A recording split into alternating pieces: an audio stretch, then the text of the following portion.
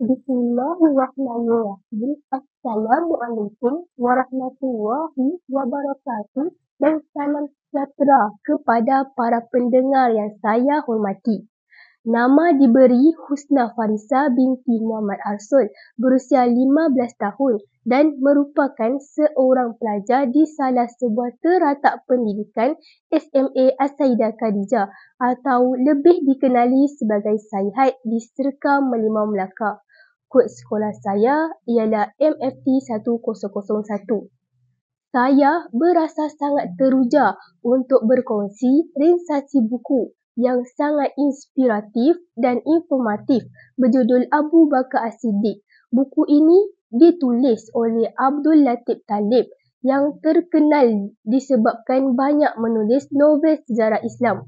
Marilah kita semua sama-sama dengarkan perkongsian saya tentang buku ini. Buku ini mengisahkan tentang kehidupan dan sumbangan salah seorang sahabat terdekat Nabi Muhammad SAW dan khalifah pertama dalam sejarah Islam. Sudah tentu Abu Bakar As-Siddiq, nama yang tidak asing lagi bagi kita sebagai umat Islam. Beliau adalah seorang tokoh yang mempunyai peranan yang amat signifikan dalam sejarah Islam. Beliau dikenali sebagai seorang yang amanah, setia dan mempunyai keyakinan yang teguh kepada Allah SWT dan juga membenarkan kata-kata serta menyokong segala perbuatan Nabi Muhammad SAW dikala semua orang menentang baginda. Buku ini diterbitkan pada tahun 2019 dan mempunyai sebanyak 303 halaman muka surat. Dalam buku ini, penulis telah berjaya menggambarkan kepribadian dan kepimpinan Abu Bakar As-Siddiq dengan begitu mendalam dan terperinci. Buku ini membawa kita menerobos ke terowong waktu hidup Abu Bakar As-Siddiq dari zaman kanak-kanak beliau sehinggalah beliau dilantik sebagai khalifah pertama selepas kewafatan Nabi Muhammad SAW.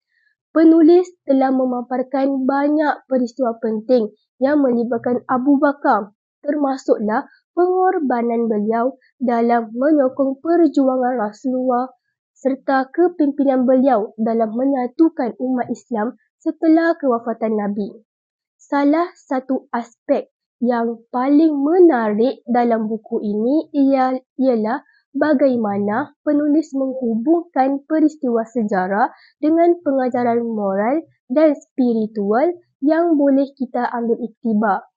Contohnya, kisah pengorbanan Abu Bakar ketika peristiwa hijrah mengingatkan kita akan pentingnya sifat kepercayaan dan pengorbanan dalam mempertahankan iman dan juga perjuangan. Di sini saya ingin kongsikan salah satu peristiwa yang penulis kongsikan dalam buku ini, di mana ketika Perang Tabuk, Rasulullah meminta orang Muhajirin dan Ansar menghulurkan derma. Maka Abu Bakar As-Siddiq melakukan satu tindakan yang sangat inspiratif dengan mendermakan semua hartanya bagi membantu melancarkan gerak kerja pasukan Islam. Daripada peristiwa ini, kita semua dapat lihat bahawa Abu Bakar As-Siddiq akan memberikan apa sahaja yang beliau miliki, termasuklah hartanya untuk digunakan di jalan Allah. Di samping itu, buku ini juga mengupas bagaimana Abu Bakar menghadapi pelbagai cabaran dan dugaan sebagai seorang pemimpin. Kekuatan dan keberanian beliau dalam menghadapi penentangan dan pemberontakan serta kebijaksanaannya dalam mengambil keputusan adalah contoh teladan yang sangat relevan bagi kita semua, terutamanya dalam menghadapi cabaran dalam kehidupan seharian. Secara kolektifnya, buku Abu Bakar As-Siddiq ini adalah sebuah karya hebat yang wajib dibaca oleh setiap individu yang ingin mendalami sejarah Islam dengan sejarah Islam dan mengambil hikmah serta inspirasi daripada seorang tokoh agung dalam fasa awal Islam berkembang. Saya berasa amat bangga akan penulis kerana telah berjaya menghidupkan watak Abu Bakar As-Siddiq dengan penulisan yang menyentuh hati dan penuh pengajaran yang bermakna. Pada pendapat saya, buku ini sangat sesuai untuk dimiliki setiap lapisan pembaca kerana harganya yang sangat berpatutan iaitu RM36 Malaysia sahaja. Saya berharap dengan membaca buku ini, kita semua dapat mengambil iktibar daripada kisah hidup Abu Bakar As-Siddiq dan menerapkan nilai-nilai murni dalam kehidupan sehari-hari.